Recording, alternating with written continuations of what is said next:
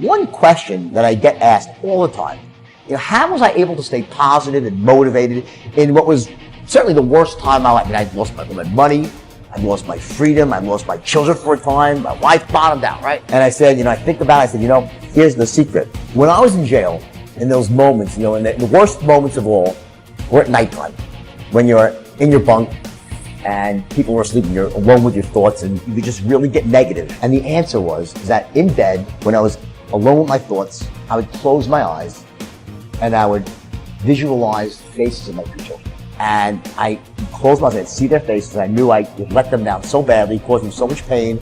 And I said, there's nothing I won't do. There's no length I won't go to prove to these kids that their dad can do it right, that their dad's going to come back even better than before. And it was all about proving to my children that you could come back from failure, that you could make the world right, and I could be an example, make them proud of me. That was my why. It was all about my kids. And that's the secret. Your why, it's never about you. You meet somebody wealthy? Their family at one point was not wealthy. And then the one shows up. So what? One person changes the family tree forever. In my family, I'm the one. And it wasn't because I wanted it or I hoped for it.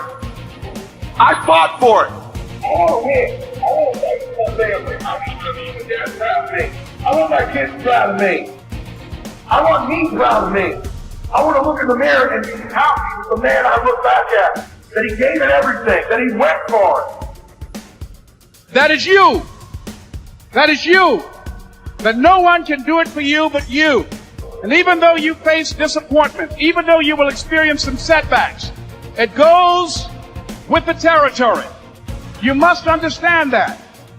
But here's the truth. Most people's dreams can be bought.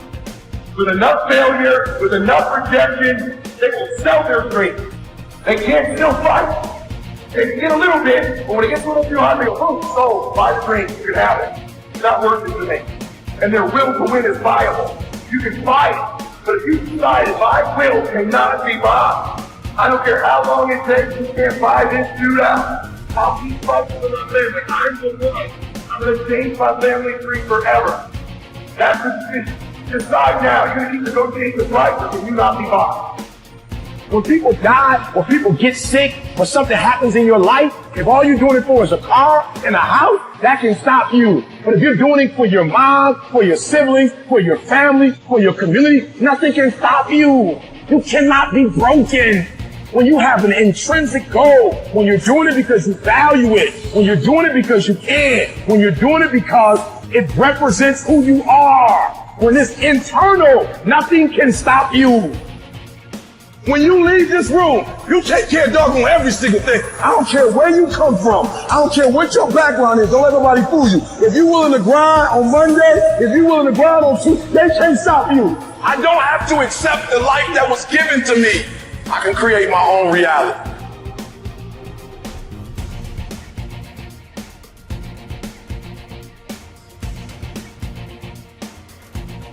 This paradigm concept is pretty powerful. To be able to shape your future, you have to be willing and able to change the paradigm. Now, you see, we're all able, but we're not all willing. We're not all willing to study the same thing over and over and over and over and over and over again. I mentioned about Phil Goldfine. He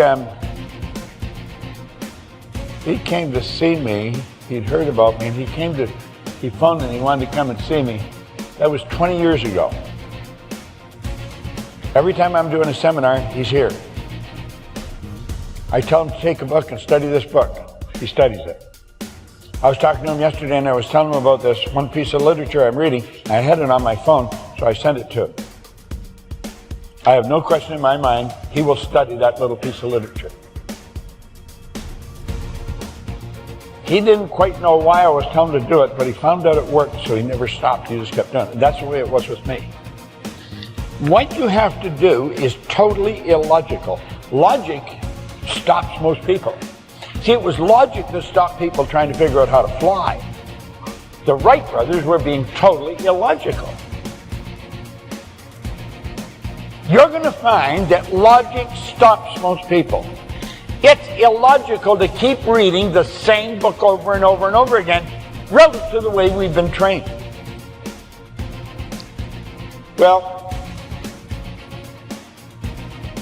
if we've got it right, our results are always under construction. Always. We should forever be trying to improve. I don't care how good you get at it, you can get better. Better is the next word. I love it. Doesn't matter how well you're doing, you can do better.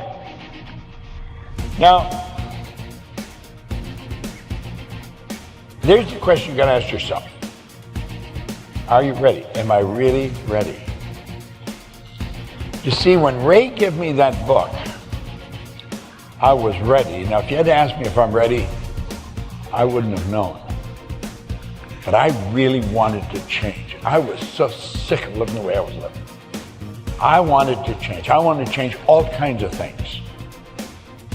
As he told me, he said, you could change your environment.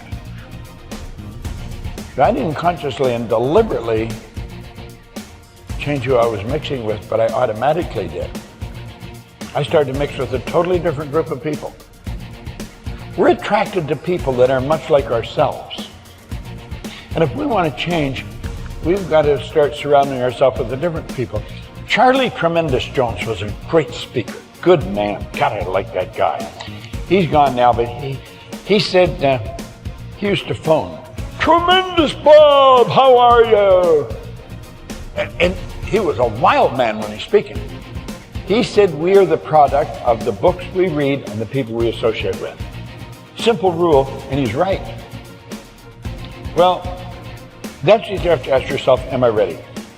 You can't develop and manifest your greatness. You can't be a high achiever if you don't feel good.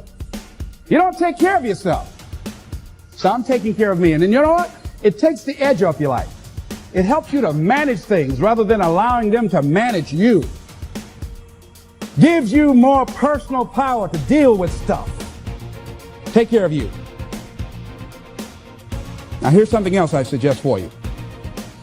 Become aware of what your needs are and develop compassion toward yourself despite your human defects.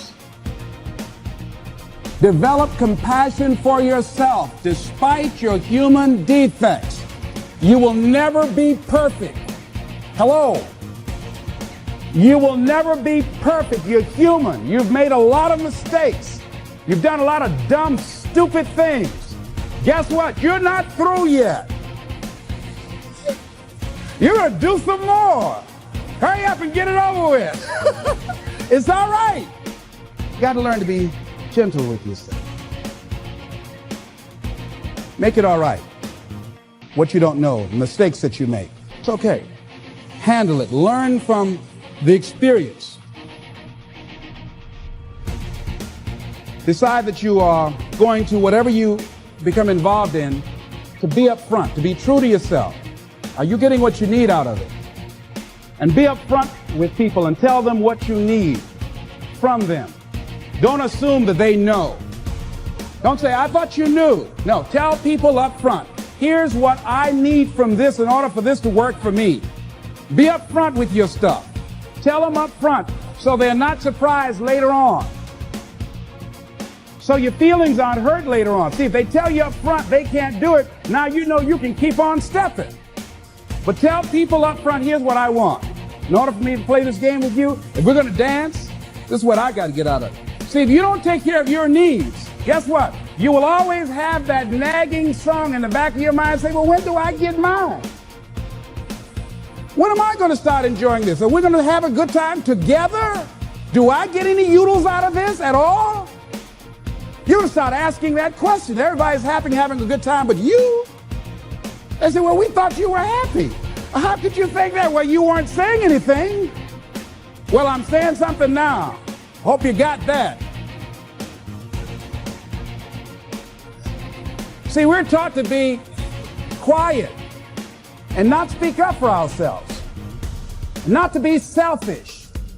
If you don't take care of you, who do you think's going to take care of you? Who's going to look out for you better than you will? No one. No one's going to do that. You got a business? No one's going to take care of your business better than you. Nobody.